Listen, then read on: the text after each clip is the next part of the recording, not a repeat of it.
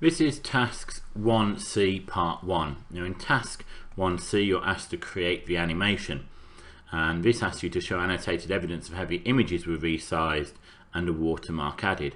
So you need to just go back up the question and have a look at what was being asked to do here. So for the restaurants page you're asked to create an animation, and that will need to include a picture of each of the 3 restaurants.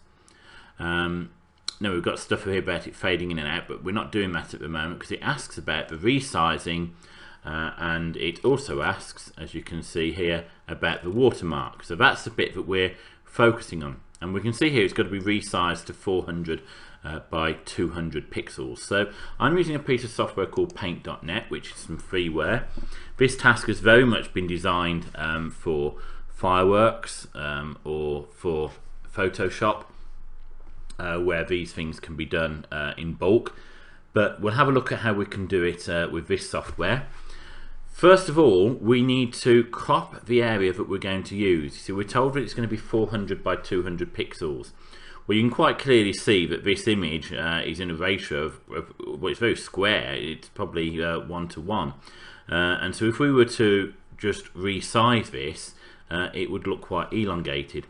So we need to first of all crop it. So what we're going to do is, using this software, we're just going to draw around approximately the area that we want to use, and we need to have it in the ratio of 400 to 200. So, oh, that's the wrong tool, so we'll just undo that and select the correct tool, which is going to be our rectangle select. So what we're going to do now then is crop the approximate size of the image. Now, actually, before I do, just have a look down in the bottom left hand corner of the screen here. You're going to see the sizes as we draw it. So as I draw it, can you now see it says bounding rectangle size? Now that needs to be in this ratio of 400 to 200, which is approximately 2 to 1. So if we have a look here, I've drawn what, about 450, so I'm going to need about 225 pixels high.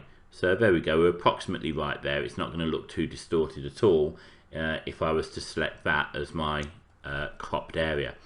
Now I can say image crop to selection, that's cropped it, and we'll now save this as Lackaverna cropped, so we know which version that we've got. And in this software, don't forget to click on OK afterwards. Now that we've done that, we need to resize it to be 400 by 200 pixels and add a watermark. And there's lots of bits of software out there. As again I said, I think this has been designed for fireworks and for and also for Photoshop. But I've installed a piece of freeware called SnipClick that will allow us to do this. And what we can do is we can configure that software. So I right hand click, SnipClick, configuration, and we'll configure it to do what we want it to do. So we're going to resize it, we'll select a custom size of 400 by 200. Now how's it going to store the file? At the moment it's going to save it to the same folder. It's not going to overwrite the file, so that's good. But if we select our options, we can see here that I've put in add extension, and it will add an extension of resize watermarked before the file name, so we'll at least know that that's the file that's been processed. Now we also need to add in the watermark. So what we need to do is, if we go to the stamp option here, because that's what it looks at, and we're then going to have a look at our watermark options. So I'm going to say add image or text watermark, and then I'm going to click on options, and you'll see now I've got a text tab, so we'll select text tab, and we need to make sure the stamp tick box is ticked. I'm going to write in here sheep square, which is the text that I want. Now I found that if you try to put it in the middle, it doesn't really work. So I've always gone for putting it on the left hand side or the right hand side. You can see actually I'm trying to click on this and it's playing up at the moment and coming up with the wrong thing. So let's hope that it actually works when I go to do it. Now your transparency, this is how much we can see through it, so that needs to be above 50%, somewhere above 50%, and our intensity, so that's how much of it we will see, needs to be below 32%, but if we go too low we won't actually see it. And that's all the settings that you need to do. So we'll click on OK and click on Save. We've saved our settings, and now we need to process that file. Now I can do more than one if I want to, so if I've got all my other cropped images I can do more of them. What we're going to do is right hand click on this, snip click, and then we're going to process.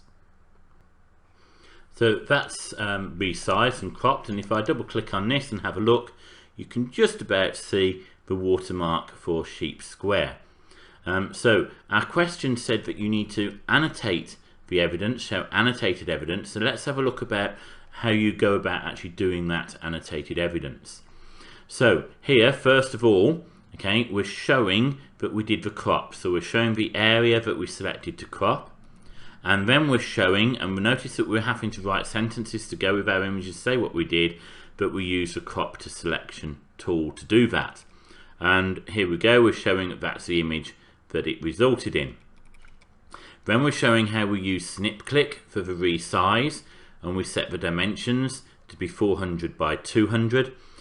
This little box will just need changing because I've done the wrong screenshot there. And then we set the watermark to say Sheep Square, and we're showing how we've done that.